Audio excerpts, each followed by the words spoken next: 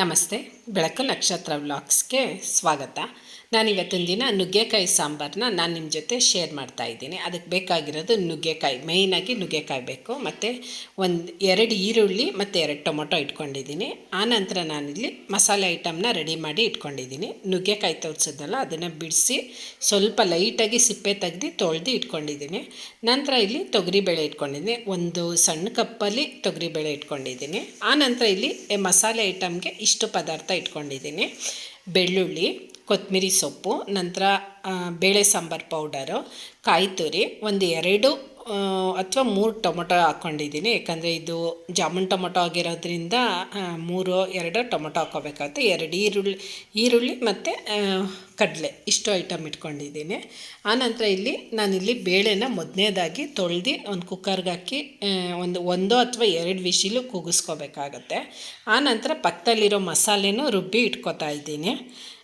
ಇವೆಲ್ಲ ಸಾಮಗ್ರಿಗಳು ಮಾಡೋ ಅಷ್ಟರಲ್ಲಿ ರುಬ್ಕೋಬೇಕಾಗುತ್ತೆ ಈ ಮಸಾಲೆ ಐಟಮ್ನ. ನಾವು ಮೊದಲನೇದಾಗಿ ಗ್ಯಾಸ್ ಆನ್ ಮಾಡಿಕೊಂಡು ಒಂದು 4 ಲೀಟರು ಕುಕ್ಕರ್ ಇಟ್ಕೊಂಡಿದ್ದೀನಿ ನಾನಿಲ್ಲಿ. ಅದಕ್ಕೆ ತೊಳೆದಿಟ್ಕೊಂಡಿರೋ ಬೇಳೆನ ಹಾಕ್ಕೋಬೇಕಾಗುತ್ತೆ. 1 ಕಪ್ಪು ಬೇಳೆಗೆ ಒಂದು 2 ಕಪ್ಪಷ್ಟು ನೀರು ಹಾಕ್ಕೊಂಡ್ರೆ ಸಾಕಾಗುತ್ತೆ. ಯಾಕಂದರೆ ಅದು ಬೇಯಬೇಕಲ್ಲ, ಹಾಗಾಗಿ ಒಂದು 2 ಕಪ್ಪಷ್ಟು ನೀರು ಹಾಕ್ಕೊಂಡ್ರೆ ಬೇಯುತ್ತೆ ಆರಾಮಾಗಿ.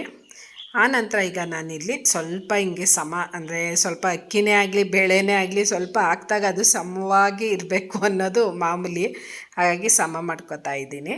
ಆನಂತರ ನಾನಿಲ್ಲಿ ಸ್ವಲ್ಪ ಅರಿಶಿನ ಹಾಕ್ಕೋತಾ ಇದ್ದೀನಿ. ಕೆಲವರು ಒಂದು 2ರಿಂದ 3 ಡ್ರಾಪು ಎಣ್ಣೆನೂ ಹಾಕ್ಕೋತಾರೆ, ಅಂದರೆ ಬೇಳೆ ಚೆನ್ನಾಗಿ ಸೊಪ್ಪು ಅಂದರೆ ಮೊಸರು ಥರ ಬೇಯುತ್ತೆ ಅನ್ನೋ ಕಾರಣಕ್ಕೆ.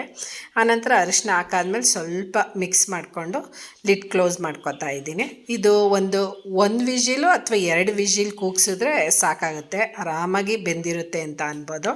ಆನಂತರ ಅದು ಕುಕ್ಕರು ಕೂಗಷ್ಟರಲ್ಲಿ ನಾವಿಲ್ಲಿ ಮಸಾಲೆ ಐಟಮ್ನ ರುಬ್ಬಿ ಇಟ್ಕೊಳ್ಳೋದ.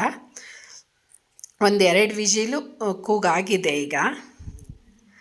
ಇದಂತೂ ಮೊದಲನೇದಾಗಿ ಈ ಮೆಥಡಲ್ಲಿ ಮಾಡೋದ್ರಿಂದಂತೂ ನುಗ್ಗೆಕಾಯಿ ಸಾಂಬಾರು ರುಚಿ 2 ಪಟ್ಟು ಜಾಸ್ತಿನೇ ಅಂತ ಅನ್ಬೋದು, ಅಷ್ಟು ಟೇಸ್ಟು ಚೆನ್ನಾಗಿ ಕೊಡುತ್ತೆ ಸಪ್ರೇಟ್ ಮಾಡೋದ್ರಿಂದ. ಯಾಕಂದರೆ ಕೆಲವರು ಎಲ್ಲ ತರಕಾರಿನೂ ಮಿಕ್ಸ್ ಮಾಡಿಬಿಟ್ಟು ಒಂದೇ ಸಲ ಕುಕ್ಕರಲ್ಲಿ ಕೂಗಿಸ್ಬಿಡ್ತಾರೆ. ಅಂದರೆ ಎಲ್ಲಾದರೂ ಅರ್ಜೆಂಟ್ ಕೆಲಸ ಇದೆ, ಎಲ್ಲಾದರೂ ಹೋಗಬೇಕು ಅಂದರೆ ಪರವಾಗಿಲ್ಲ, ಆ ರೀತಿ ಮಾಡ್ಕೋಬೋದು. ಇಲ್ಲಾಂದರೆ ಈ ರೀತಿ ಮೆಥಡಲ್ಲಿ ಮಾಡೋದ್ರಿಂದ ಅಂತೂ ಬೇಳೆ ಸಾಂಬಾರು ತುಂಬಾ ರುಚಿ ಇರುತ್ತೆ ಅಂತ ಅನ್ಬೋದು. ಆನಂತರ ಈ ಬೆಂದಿರೋ ಬೇಳೆನ ನಾನಿಲ್ಲಿ ಇನ್ನೊಂದು ಪಾತ್ರೆಗೆ ಶಿಫ್ಟ್ ಮಾಡ್ಕೋತಾ ಇದ್ದೀನಿ. ಆ ಪಾತ್ರೆ ಒಂದು ಸೈಡಲ್ಲಿ ಇಟ್ಕೊಂಡು ಅದೇ ಪಾತ್ರೆಗೆ ನಾನು ಒಗ್ಗರಣೆ ಹಾಕ್ಕೋತಾ ಇದ್ದೀನಿ. ಮತ್ತೆ ಒಂದ್ಸಲ ಗ್ಯಾಸ್ ಆನ್ ಮಾಡಿಕೊಂಡು ಇದಕ್ಕೆ ನಾನು 1ರಿಂದ 1 ಸ್ಪೂನ್ ಅಥವಾ 2 ಸ್ಪೂನಷ್ಟು ಎಣ್ಣೆ ಹಾಕ್ಕೊಂಡ್ರೆ ಸಾಕಾಗುತ್ತೆ. ಯಾಕಂದರೆ ಒಗ್ಗರಣೆ ಆಗಿರೋದ್ರಿಂದ ಸ್ವಲ್ಪನೇ ಎಣ್ಣೆ ಹಾಕ್ಕೊಂಡ್ರೆ ಸಾಕಾಗುತ್ತೆ. ಆ ಎಣ್ಣೆ ಕಾದ ನಂತರ ನಾನಿಲ್ಲಿ ಸಾಸಿವೆ ಹಾಕ್ಕೋತಾ ಇದ್ದೀನಿ.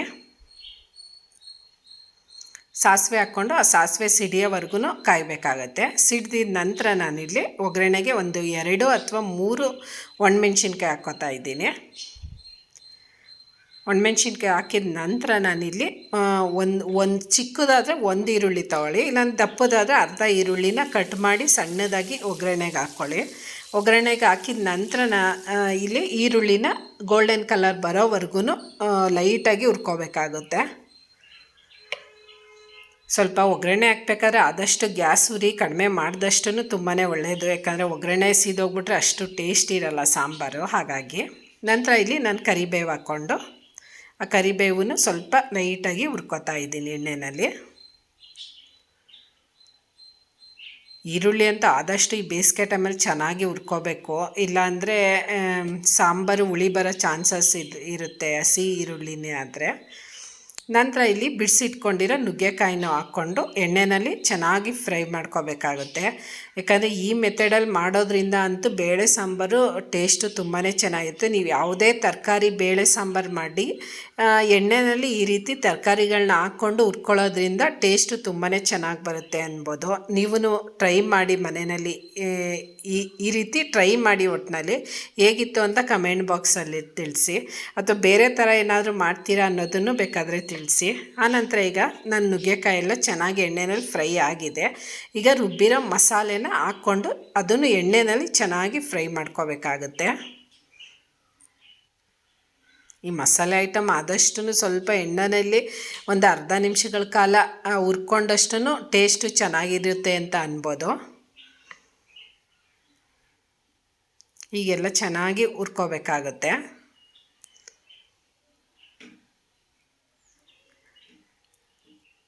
ನಾವು ಆದಷ್ಟು ಈ ಖಾರದ ಪುಡಿಗಳಿಗೆ ಬ್ಯಾಡಗಿ ಮೆಣಸಿನ್ಕಾಯಿ ಜಾಸ್ತಿ ಹಾಕೋದ್ರಿಂದ ಕಲರ್ ತುಂಬಾ ಚೆನ್ನಾಗಿ ಬರುತ್ತೆ ಅಂತ ಅನ್ಬೋದು. ಈ ಸಲ ಖಾರದ ಪುಡಿ ಸ್ವಲ್ಪ ಲೈಟ್ ಕಲರ್ ಇದೆ, ಬ್ಯಾಡಗಿ ಮೆಣಸಿನ್ಕಾಯಿ ಕಡಿಮೆ ಆಯಿತು ಅಂತಲೇ ಅನ್ಬೋದು. ಆನಂತರ ಈಗ ನಾನಿಲ್ಲಿ ಬೇಳೆ ಕೂಗಿಸಿ ಎತ್ತಿಟ್ಕೊಂಡಿದ್ನಲ್ಲ, ಆ ಬೇಳೆ ನೀರನ್ನ ಈಗ ಹಾಕೋತಾ ಇದ್ದೀನಿ. ಮಸಾಲೆನ ಎಣ್ಣೆನಲ್ಲಿ ಫ್ರೈ ಮಾಡಿದ ನಂತರ ನಾನಿಲ್ಲಿ ಬೇಳೆ ನೀರನ್ನ ಹಾಕೋತಾ ಇದ್ದೀನಿ. ಬೇಳೆ ಅಂತೂ ಚೆನ್ನಾಗಿ ಬೆಂದಿದೆ ಅಂತಲೇ ಅನ್ಬೋದು. ಆನಂತರ ಮಿಕ್ಸಿನಲ್ಲಿರೋ ನೀರನ್ನು ಹಾಕ್ಕೊಂಡು ಈಗ ಸ್ವಲ್ಪ ಜಾಸ್ತಿನೇ ನೀರು ಹಾಕ್ಕೋಬೇಕಾಗುತ್ತೆ, ಯಾಕಂದರೆ ಬೇಳೆ ಸಾಂಬಾರು ಆಗಿರೋದ್ರಿಂದ ಆರಿದ ಮೇಲೆ ತುಂಬಾ ಗಟ್ಟಿಯಾಗುತ್ತೆ ಅಂತ ಅನ್ಬೋದು. ಈಗ ಇನ್ನೂ ಒಂದು ಸ್ವಲ್ಪ ನೀರು ಹಾಕ್ಕೊಂಡು ಕರೆಕ್ಟ್ ಪ್ರಮಾಣದಲ್ಲಿ ಅಂದರೆ ರೆಡಿ ಮಾಡ್ಕೋಬೇಕಾಗುತ್ತೆ. ಈ ಕುದಿ ಬಂದಮೇಲಂತೂ ಒಂದು 5 ನಿಮಿಷ 10 ನಿಮಿಷ ನಾವು ಕುದಿ ಬರೋದು ಬೇಯಿಸ್ತೀವಲ್ಲ, ಹಾಗಾಗಿ ಅದು ತಾನಾಗೇ ಗಟ್ಟಿಯಾಗುತ್ತೆ. ಈಗ ಕುದಿ ಬಂದಾಗಿದೆ. ಈ ಕುದಿ ಬಂದಾದಮೇಲೆ ನಾನು ಉಪ್ಪು ಹಾಕ್ಕೋತಾ ಇದ್ದೀನಿ ರುಚಿಗೆ ತಕ್ಕಷ್ಟು. ಯಾವುದೇ ಕಾರಣಕ್ಕೂ ಮೊದಲನೇದಾಗೇ ನಾವು ಉಪ್ಪು ಹಾಕ್ಕೋಬಾರ್ದು, ಯಾಕಂದರೆ ಅದು ಕುದ್ದಿ ಸ್ವಲ್ಪ ಉಪ್ಪಾಗ್ಬಿಡುತ್ತೆ. ಯಾವುದೇ ಪದಾರ್ಥ ಮಾಡಿದ್ರು ರೆಸಿಪಿಗಳು ಉಪ್ಪಾಗುತ್ತೆ ಅನ್ನೋ ಕಾರಣಕ್ಕೆ ನಾವು ಕುದಿ ಬಂದಮೇಲೆ ನಾವು ಉಪ್ಪು ಹಾಕ್ಕೋಬೇಕಾಗುತ್ತೆ. ಏನಿದ್ರು ನಾವು ಚಿಕನ್ ಮಟನ್ಗೆ ಮಾತ್ರ ಉರಿಬೇಕಾದ್ರೆ ಅದು ಉಪ್ಪು ಹಿಡೀಲಿ ಅನ್ನೋ ಕಾರಣಕ್ಕೆ ನಾವು ಚಿಕನ್ ಮಟನ್ಗೆ ಮೊದಲನೇದಾಗೇ ಉಪ್ಪು ಹಾಕ್ಕೋತೀವಿ. ಹಾಗಾಗಿ ಈಗ ನುಗ್ಗೆಕಾಯಿ ಸಾಂಬಾರು ರೆಡಿಯಾಗಿದೆ. ನಾನಿವತ್ತಿನ ದಿನ ಅನ್ನದ ಕಾಂಬಿನೇಷನ್ನಾಗಿ ನುಗ್ಗೆಕಾಯಿ ಸಾಂಬಾರನ್ನ ರೆಡಿ ಮಾಡಿಕೊಂಡೆ. ಇದ್ರ ಜೊತೆ ಮುದ್ದೆನೂ ತುಂಬಾ ಚೆನ್ನಾಗಿರುತ್ತೆ ಅಂತ ಅನ್ಬೋದು. ನೀವು ಮನೆಯಲ್ಲಿ ಟ್ರೈ ಮಾಡಿ, ಹೇಗಿತ್ತು ಅಂತ ಕಮೆಂಟ್ ಬಾಕ್ಸಲ್ಲಿ ತಿಳಿಸಿ. ಅಲ್ಲೇ ಪಕ್ಕದಲ್ಲಿರೋ ಬೆಲ್ ಬಟನ್ನ ಪ್ರೆಸ್ ಮಾಡೋದ್ರಿಂದ ನಾನು ಯಾವುದೇ ವೀಡಿಯೋಸ್ ಹಾಕಿದ್ರು ನಿಮಗೇ ಮೊದಲನೇದಾಗಿ ನೋಟಿಫಿಕೇಷನ್ ಬರುತ್ತೆ. ಮತ್ತು ಆದಷ್ಟು ಫ್ರೆಂಡ್ ಆ್ಯಂಡ್ ಫ್ಯಾಮಿಲಿಗೆ ಶೇರ್ ಮಾಡಿ, ಮತ್ತು ಸಬ್ಸ್ಕ್ರೈಬ್ ಮಾಡಿಕೊಂಡು ವೀಡಿಯೋಸ್ನ ನೋಡಿ. ಈಗ ನುಗ್ಗೆಕಾಯಿ ಸಾಂಬಾರು ಬಿಸಿ ಅನ್ನ ರೆಡಿಯಾಗಿದೆ. ಇದ್ರ ಜೊತೆ ಕಾಂಬಿನೇಷನ್ ಆಗಿ ಅಳಸಿನ ಹಪ್ಳನ ಸುಟ್ಕೋತಾ ಇದ್ದೀನಿ. ಅಂದರೆ ಎಣ್ಣೆನಲ್ಲಿ ಕರೆದಿಲ್ಲ ನಾನು, ಹಾಗೆ ಗ್ಯಾಸ್ ಸ್ಟವ್ನಲ್ಲೇ ಬೆಂಕಿನಲ್ಲಿ ಸುಟ್ಕೊಂಡು ನಾನು ನಂಚ್ಕೊಳ್ಳೋದಕ್ಕೆ ಇಟ್ಕೋತಾ ಇದ್ದೀನಿ. ಒಳ್ಳೆ ಕಾಂಬಿನೇಷನ್ ಅಂತ ಅನ್ಬೋದು. ನಿಮ್ಮ ಸಪೋರ್ಟ್ ಯಾವಾಗಲೂ ಹೀಗೆ ಇರಲಿ. Thank you.